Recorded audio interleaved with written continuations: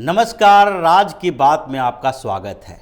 हम बात करेंगे आज भारतीय जनता पार्टी के 2024 के अभियान की। बात करेंगे अमित शाह के केंद्रीय मंत्रियों को काम पर लगाने की और बूथ लेवल पर भारतीय जनता पार्टी को मजबूत करने की। हम बात करेंगे हिमाचल प्रदेश की, जहां पर दिसंबर में चुनाव होना है और भारतीय जनता पार्टी किसी तरह की चुनौतियों का सामना करने के लिए तैयार है। बात करेंगे भाजपा के नए दांव की हिमाचल प्रदेश में, बात करेंगे आम आदमी पार्टी और कांग्रेस की। ये सारी चीज़ों पर आज हम राज की बात में चर्चा करेंगे, जिसकी शुरुआत करते हैं भारतीय जनता पार्टी की एक बड़ी बैठक से। पिछले दिनों एक बड़ी बैठक भारतीय जनता पार्टी की हुई, जिसमें सारे केंद्रीय मंत्रियों को बुलाया गया। साथ में जेपी नड्डा को भी बुलाया गया था और जेपी नड्डा और अमित शाह दोनों ही सारे केंद्रीय मंत्रियों को काम पर लगाने की बात कर रहे थे। इस बैठक में 2024 के लोकसभा चुनाव की तैयारी पर चर्चा हुई और उसके बाद एक बड़ा आउटरीच प्रोग्राम बनाया गया। इस प्रोग्राम में सारे केंद्रीय जो मंत्री हैं उनको काम पर लगाया गया, जिसमें उन लोगों को कहा गया कि जिन क्षेत्रों में 2019 में भारतीय जनता पार्टी की जीत हुई है, उन क्षेत्रों का आप लोग दौरा करें। इस कार्यक्रम में सारे केंद्रीय मंत्रियों को करीब करीब 140 से ज़्यादा लोकसभा क्षेत्रों का दौरा करने के लिए कहा गया, जिसमें हर मंत्री के अपने प्रदेश के साथ साथ आसपास के प्रदेशों की भी जिम्मेदारी दी गई है। इसके अलावा इस बड़ी बैठक में सारे सांसदों को भी बड़ी जिम्मेदारी दी गई है। सारे सांसदों को कहा गया है कि अपने क्षेत्र में जाएं और कम से कम 100 ऐसे बूथ को फाइंड आउट करें जहां पर भारतीय जनता पार्टी की स्थिति थोड़ी कमजोर रही है। आपके साथ 30 कार्यकर्ता होंगे और इन 30 कार्यकर्ताओं को लेकर आप उन 100 बूथ को मजबूत करें, वहां पर बूथ लेवल पदाधिकारी की नियुक्ति करें।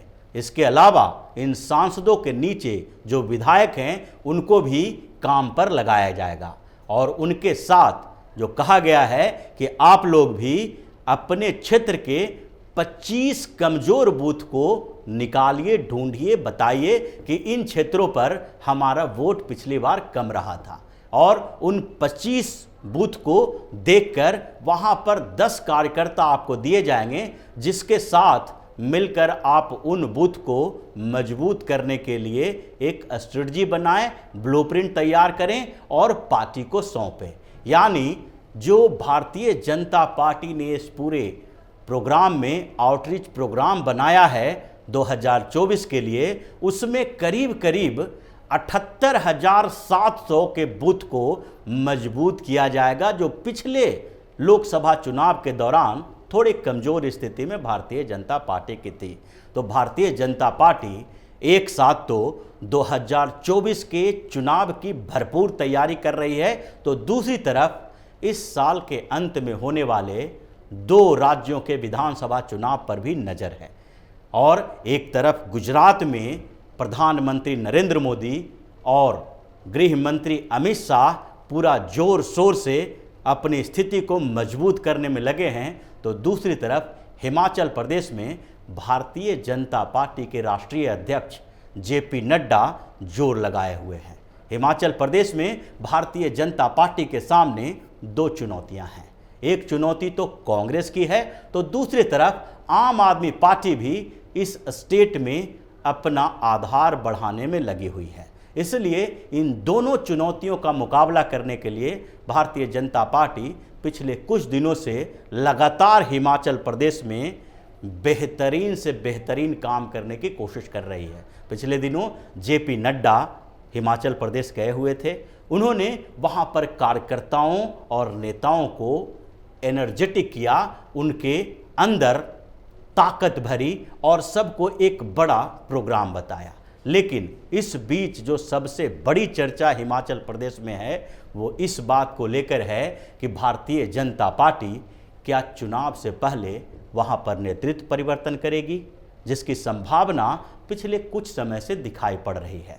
भारतीय जनता पार्टी हिमाचल प्रदेश पर विशेष तौर पर जोर दे रही है, क्योंकि छोटे राज्य हैं और वहां पर सत्ता बदलती रही है। 2003 और 2007 में भारतीय जनता पार्टी की सरकार बनी तो 2012 में कांग्रेस की सरकार बन गई और 2017 के चुनाव में फिर भारतीय जनता पार्टी की जीत हुई। अब 2022 का चुनाव है। ऐसे में भारतीय जनता पार्टी को ये बड़ी चुनौती लग रही है कि सत्ता को बरकरार रखना है, जबकि कांग्रेस इस बात के लिए कोशिश कर रही है कि किसी न किसी तरह से 2012 के बाद 2022 में फिर से हिमाचल प्रदेश में उसकी सरकार बने और जिससे राहुल गांधी की इज्जत थोड़ी बढ़ जाए और 2024 के लोकसभा चुनाव से पहले एक बूस्टर मिल जाए। इसलिए भारतीय जनता पार्टी भी फूंक फूंक कर कदम रख रही है और 31 तारीख को प्रधानमंत्री नरेंद्र मोदी भी शिमला में एक बड़ी रैली करने वाले हैं। लेकिन इस बीच सबसे जोर शोर से चर्चा जो हो रही है वो है नेतृत्व परिवर्तन को लेकर, क्योंकि भारतीय जनता पार्टी के सामने वहाँ दो तरह की चुनौती है। एक चुनौती एंटी इनकम्बेंसी फैक्टर से पार्टी को बचाना है, क्योंकि जयराम ठाकुर लगातार सरकार है भारतीय जनता पार्टी की और उनके कामों की बहुत ज़्यादा आलोचना नहीं हुई है। लेकिन फिर भी इस बीच कुछ बड़े आरोप भी जयराम ठाकुर के ऊपर लगे हैं, भारतीय जनता पार्टी की सरकार के ऊपर लगी है। और उसमें से एक बड़ा आरोप पुलिस भर्ती के समय पेपर लीक के मामले को लेकर है। जब भारतीय जनता पार्टी की सरकार के मुख्यमंत्री के ऊपर ऐसे आरोप लगे तो उसमें केंद्रीय नेतृत्व ने भी वहां पर जयराम ठाकुर को जल्द से जल्द इस पूरे विवाद के निपटारे के लिए निर्देश जारी किए। जयराम ठाकुर के ऊपर भी थोड़े बहुत आरोप लगे और ऐसी चीज़ें कही गई कि इस पूरी जांच प्रक्रिया में कहीं न कहीं सीएमओ के कुछ अधिकारियों ने ढील दी है।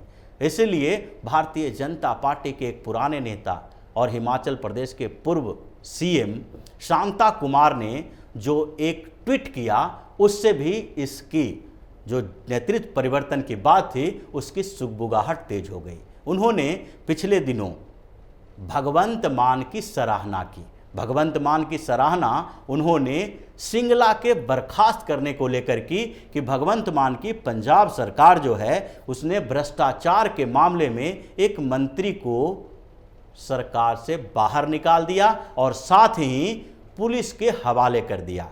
इस मामले में शांता कुमार ने उनकी सराहना कर दी, जिससे कि भारतीय जनता पार्टी में भी इस बात को लेकर सवाल उठने लगे कि क्या जयराम ठाकुर को आगे भी सीएम चुनाव तक बनाया जा सकता है। इस पर चर्चा हो रही है भारतीय जनता पार्टी में और उसके लिए दो कारण बताए जा रहे हैं। क्योंकि आम आदमी पार्टी जो पंजाब में कार्रवाई कर रही है उसका कहीं न कहीं प्रभाव हिमाचल और गुजरात में पड़ेगा और आम आदमी पार्टी की स्ट्रेटजी भी यही है। ये उठ रहे थे सियासी गलियारों में, इस बात की चर्चा भी हो रही थी और पंजाब की विपक्षी पार्टियों ने आम आदमी पार्टी पर इस बात का आरोप भी लगाया कि ये भ्रष्टाचार के खिलाफ मुहिम का दिखावा किया जा रहा है और हिमाचल और गुजरात में जो चुनाव होने वाले हैं उससे पहले पंजाब में एक मंत्री को बर्खास्त करके एक परसेप्शन तैयार करने की कोशिश की जा रही है कि वहां पर आम आदमी पार्टी सबसे ईमानदार सरकार दे सकती है। जबकि पंजाब में भ्रष्टाचार अभी भी चरम पर भी हैं, हर जगह पर घूस लिए जा रहे हैं, कोई कार्रवाई नहीं हो रही है। मंत्री और मंत्रालय दोनों जगह पर टेबल के नीचे से काम हो रहा है, ऐसा आरोप वहां पर भी लग रहा है। लेकिन इस बात की चर्चा हो रही है आम आदमी पार्टी इस मुद्दे का इस्तेमाल हिमाचल और गुजरात दोनों जगह करने वाली है और इसीलिए भगवंत मान जब सीएम बने तो उसके बाद आम आदमी पार्टी के मुखिया अरविंद केजरीवाल ने उन्हें गुजरात और हिमाचल प्रदेश दोनों जगह पर दौरा करवाया और अब भारतीय जनता पार्टी इस बात को लेकर सतर्क है। इसलिए ऐसा माना जा रहा है कि चुनाव से पहले हिमाचल में नेतृत्व परिवर्तन होगा और जल्दी ही होगा।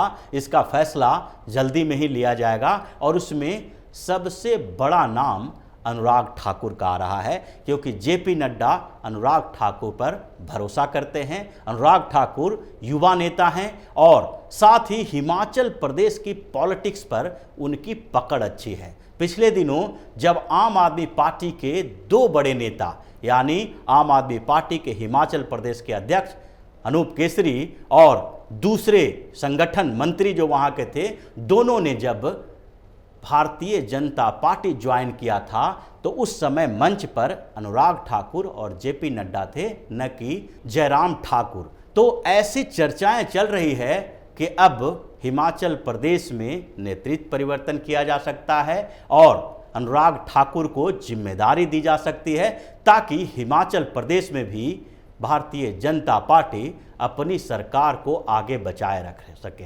तो इस तरह से हिमाचल प्रदेश और 2024 के चुनाव, ये दोनों में भारतीय जनता पार्टी अभी खास रुचि ले रही है और इसके लिए पूरी तैयारी में लगी हुई है, जिसका परिणाम कुछ दिन के अंदर दिखाई पड़ने वाले हैं।